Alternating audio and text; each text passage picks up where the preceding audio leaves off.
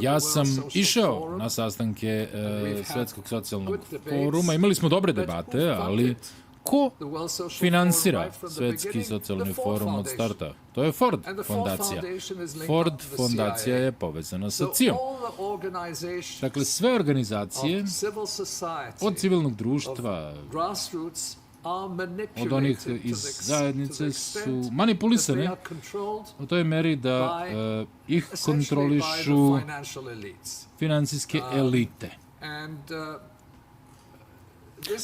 I ovo je veoma vidljivo. Posledično tome, levica je sada postala totalitarna zato što služi određenim interesima i onda imate pokret. Vidite ga u Francuskoj i Nemačkoj, imate populistički pokret koji se kategoriše kao desničarski, ali ja ne kažem ovo u podršku njima, ali oni u stvari razmatraju stvarne probleme koje levica potpuno zaboravlja.